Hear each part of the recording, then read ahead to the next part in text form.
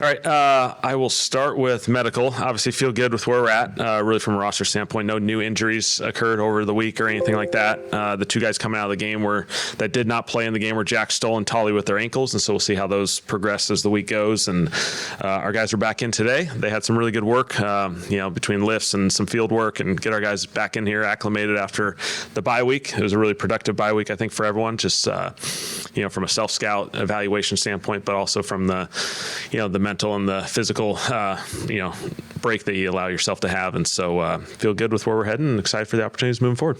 What's that self-scouting process like amongst you and the coaching staff?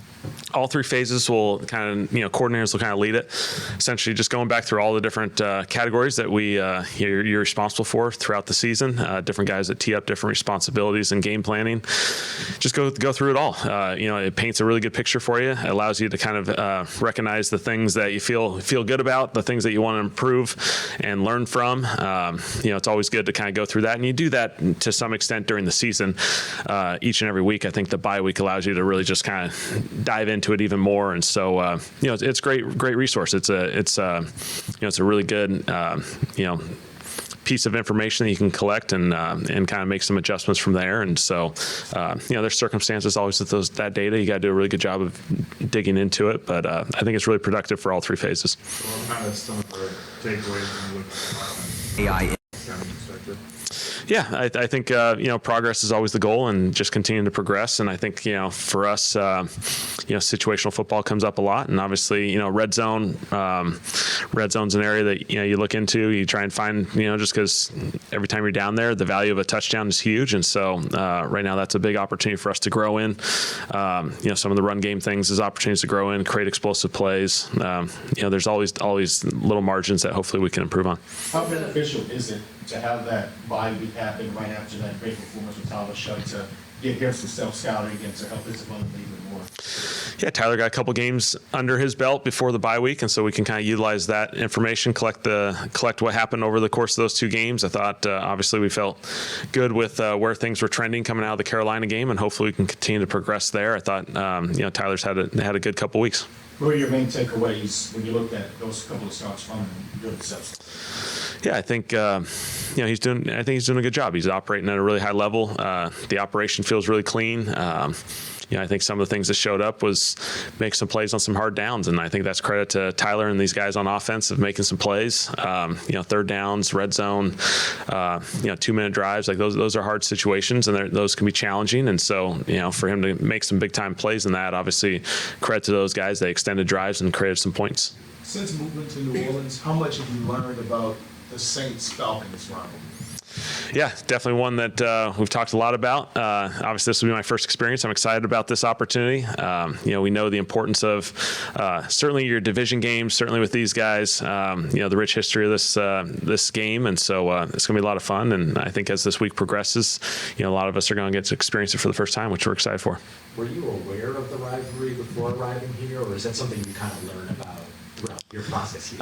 No, I think you're aware of it. Being at different places, there's rich history throughout this entire NFL. There's always these fun rivalry games wherever you're at, whatever team you coach or play for, and so this is going to be a really fun one. I'm really excited about this one, and I know the importance that it's going to carry.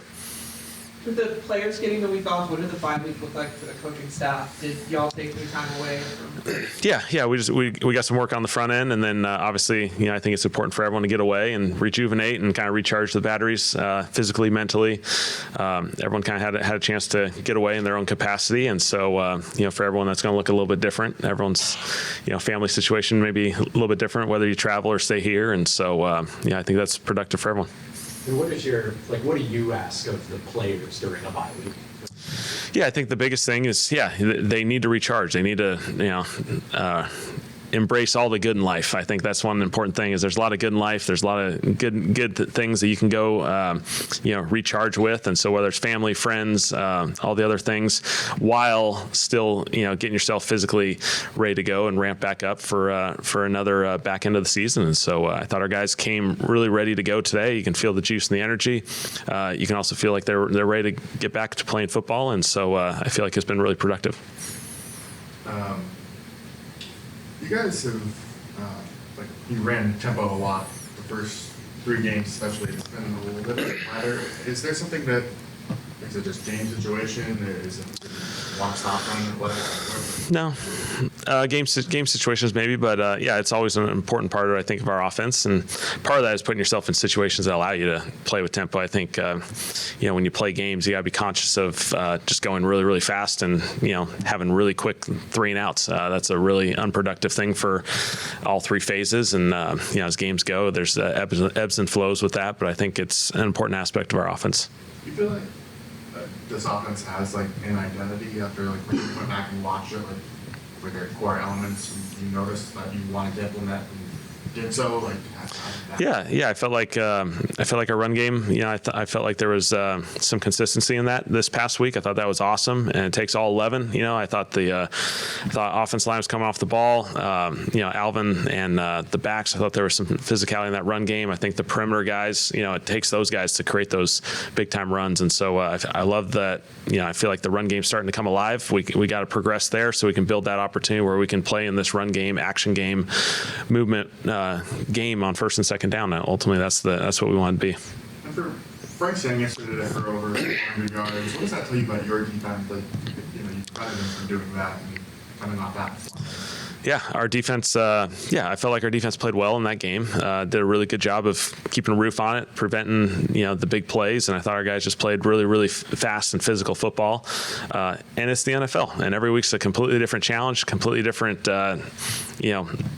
Battle that you have to create, and every game's different. Every game turns out to be a little bit of a different narrative, and so you got to be able to play these different styles and overcome a challenge here and there. And so, credit to those guys in Carolina. Bryce responded really well. He played really well against these guys, made some big time plays, got the victory, and so now there'll be another challenge for us as well.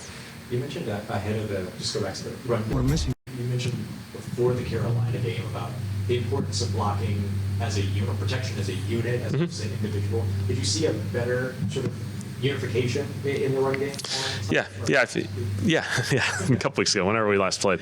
I felt like it was a much cleaner operation. I think you didn't see the negative runs. I felt like we were, there was those 3 and 4 yard runs which keep you at least on course. And I think that's a key to the run game is you got to keep yourself on course, and then eventually we create those explosive opportunities. And I think there was a good mix of them, whether they be with some tempo plays, some huddle calls. I felt like our guys just battled really, really well in the run game. It allowed us to play more mixed down first and second down football with some of the action game and some of those things. The Falcons are going to be without Michael Penix and believe that Drake London is also going to at least miss this week.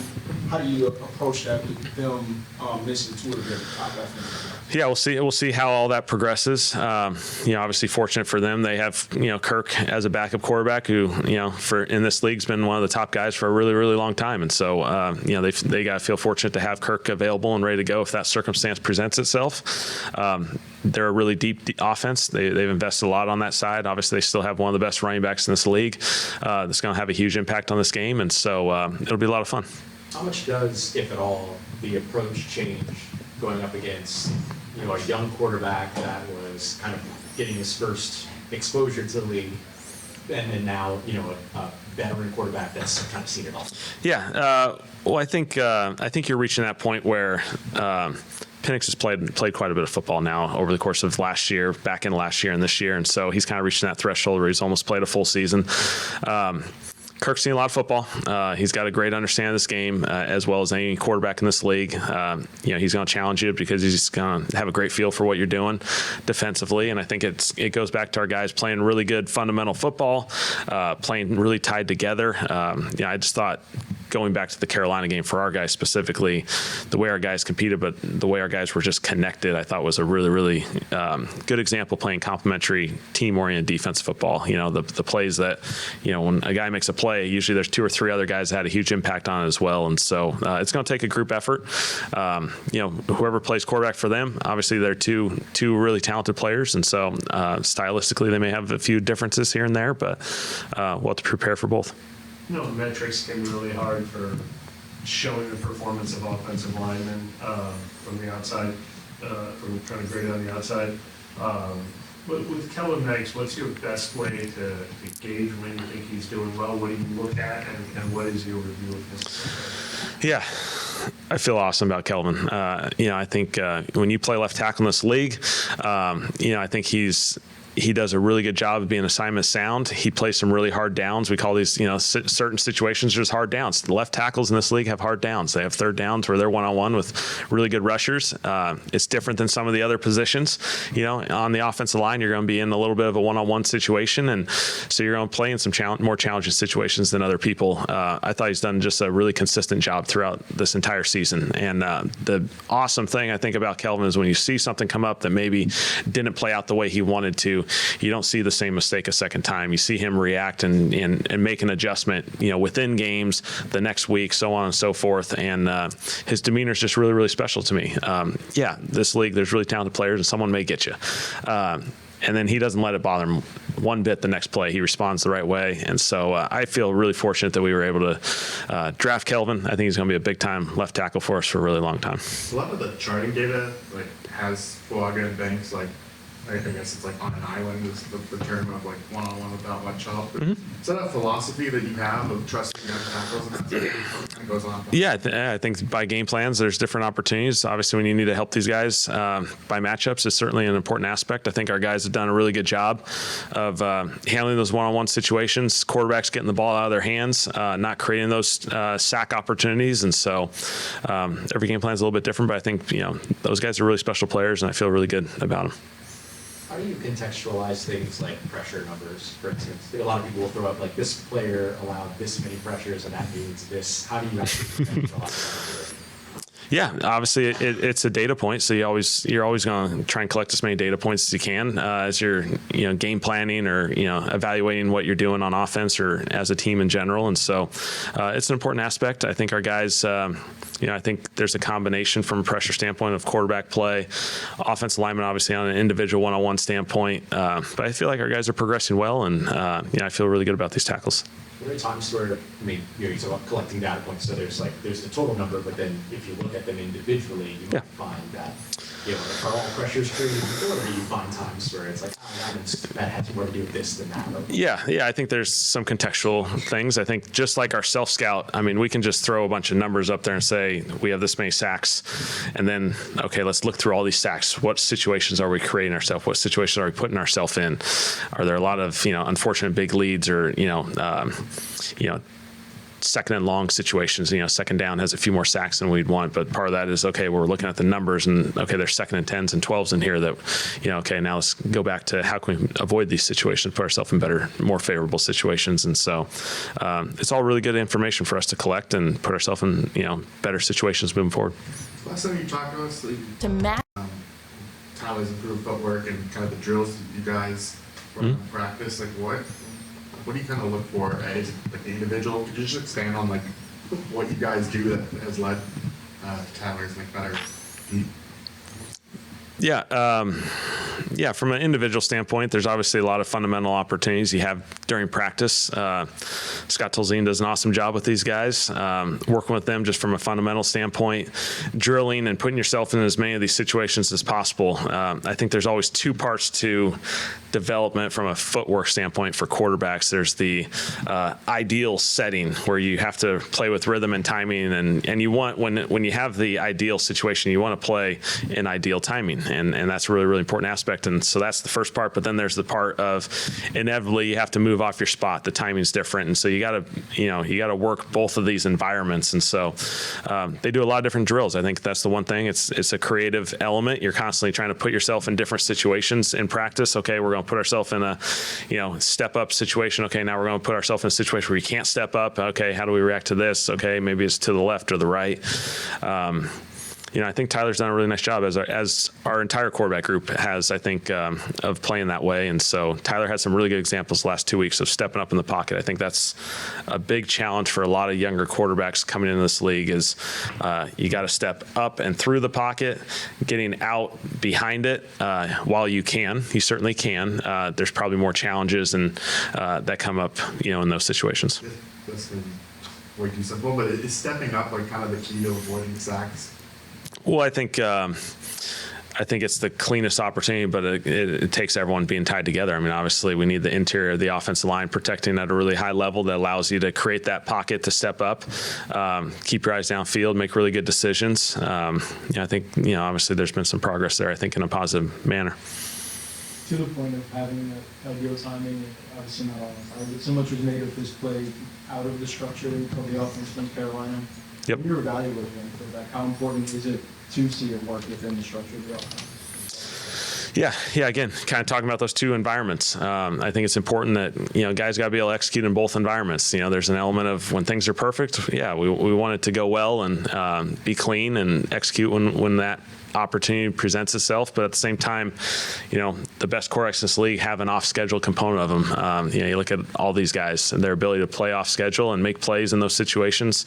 Credit to Tyler and our guys of making certainly some big time plays in this past game in those settings, and I think that leads you to extended drives, big plays, and ultimately points. Caleb came out last week and said, that he's not going anywhere. I'm just wondering what that does for you as with your coach and your relationship with Mickey and knowing that he'll be here for a future and what that does for your guys' relationship. Yeah, I've had a great opportunity to work with Mrs. Benson and Mickey and the rest of our leadership, and I think again, it's always important to have a plan and to be able to build it together collectively. And so, I think we have an awesome group here. It's a group that allows us to kind of build it in a really clean manner that, leans on certainly the experience of Mickey's and a number of our personnel guys has been awesome for us to utilize. And so, I'm excited for where we're going. I'm excited, the way our guys have handled some challenging situations early in this year to navigate that, to come out and, we got some awesome opportunities moving forward with some 4 division games the back end of the year, some other big time opportunities. I'm excited for where our guys are continuing to grow with. The word rebuild often carries sort of dirty word reputation a lot in the league, but in the situation that you all are in, what are some of the signs of optimism for you that this process is going in the right direction and that the vision is Yeah, I think our guys are growing, and I think that's an important aspect of this thing. Is it's always important to see a team grow together. And there's different ages and different situations for all these players. For our veterans to continue to battle the way they've battled, to see DeMario and Cam and all those guys the way they played on defense, last week was really special. And I think it shows the character and the focus that our guys have had each and every week. And so then you flip to the other side and see some of these younger guys that are having opportunities to play and battle and grow each and every step of the way, and to see them kind of take those little steps each week is exciting for me. And so I'm excited for our guys, excited for the opportunities moving forward to continue to stack this thing and put ourselves in a really good position. Coach, there's a new look with Rashid in the offense now. What are you liking from the offense among the bye as a whole? Stepping up? Yeah, I think it's great opportunities for some of our younger receivers. Vele had certainly played a lot of snaps in this past game. He'll continue to do that moving forward. Opportunities naturally come his way. For some of these other guys, like Tip and Dante to be up and ready to go and, hop in there. These guys are going to have more and more opportunities as this thing progresses. And I think it's important that those guys take advantage of those opportunities, which they will. What can you say about Shuck's mental toughness so far in his 2 games that you evaluated? Yeah, Tyler's just been really steady. I think that's always the sign of a really special quarterback. Games are going to have this element of up and down. There's going to be good plays. There's going to be plays that are challenging. And your ability to just stay right here and just continue to go is an important aspect of this thing. And, I certainly have seen a lot of that out of Tyler the last few weeks.